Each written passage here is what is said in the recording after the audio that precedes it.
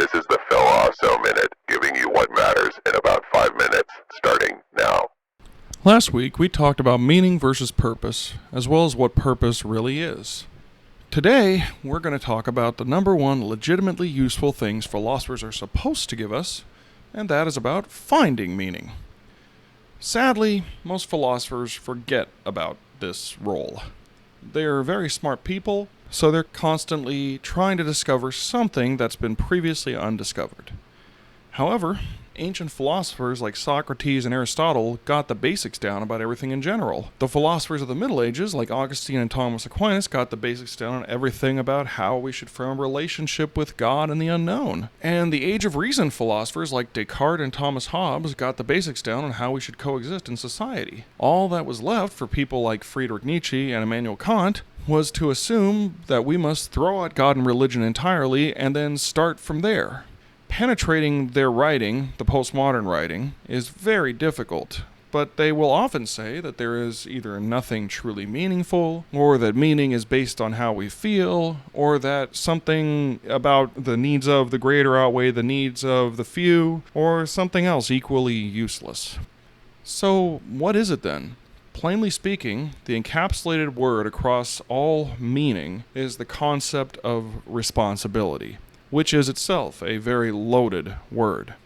To feel responsible for something, we must be able to see there are decisions that we could make which lead to actions that we believe will change consequences, and we must believe that these consequences will add value to someone. Therefore, we end up not feeling responsible when any variety of things get in the way of this experience. When we don't see how our decisions make any difference, or that if we believe that someone else can make that decision instead of us, or we believe we can't sufficiently perform an action, we will lose any sense of responsibility, and the entire experience becomes meaningless.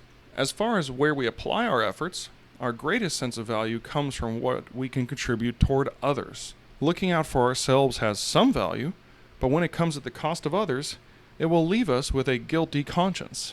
If we erode our conscience far enough, we can become morally bankrupt. And at that point, we will usually seek the thrill of risk and evil simply to distract ourselves from the awful emptiness that slowly consumes us. Unfortunately, since philosophers and religious leaders have failed modern society, most people aren't really aware of the mechanism of meaning. In that void, most people only find meaning out of fear. If we're afraid of bad consequences, we can find responsibility in doing things so we don't go to jail or get killed. It's good enough to keep society going because people don't break laws or make risks that destroy society in general, but it's a self-made box that slowly robs a person of any sense of freedom. When we feel trapped for long enough, we usually develop a type of victimhood mindset, which can make meaning even more difficult to attain. As far as getting meaning, it requires a balance of well-managed risk. If there is no risk of failing or receiving a lesser reward, then our decisions really don't matter. On the other end, if the risk is too great from being almost impossible to accomplish, we won't find any sort of transcendent meaning from the action because we expect we're going to fail. Of course, there's the thrill of taking risks, but that's a dangerous type of meaning that comes from the previously stated moral emptiness that we all really don't want to confess that we have in polite society. So, to live well, we must find the things that add value to those around us that we can do things about, which involves taking reasonable risks. True meaning comes from the action itself and not what we expect in return, since we don't usually see the full consequences of any good actions that we do. Parenting may be the most common form of this type of sacrifice, where a child will never be able to pay back what a parent did if that parent was even remotely adequate at their job.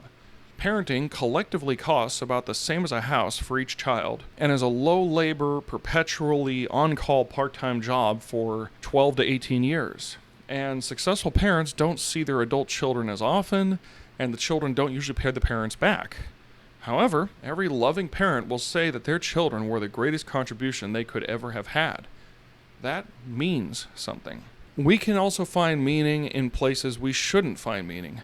Very often, addiction is where we have found meaning in a place that has encapsulated everything about our existence because it gives us certain needs that we feel we absolutely must have. and we've come to believe that nothing else will give us that sense of fulfillment or completeness. The same kind of addiction mechanism exists in things like social media, or video games, or working, or really anything else. Being part of a club, being part of a religion, being part of society in general. It doesn't matter where it is. When we start taking an object and supplanting other things that ought to be there for this original substance, that's really what addiction is. We've essentially overstepped the meaning of what it was really meant to be. So meaning itself is a double-edged sword, because we can find meaning in things that are truly bad sometimes. And that's why we need to make sure that the meaning we find is good and moral meaning. And a large part of that ties to living by virtue. Anyway, I hope this added meaning, and I don't take your attention for granted. To reciprocate the value, go to stucky.tech/value, and please have a philosophically improved week.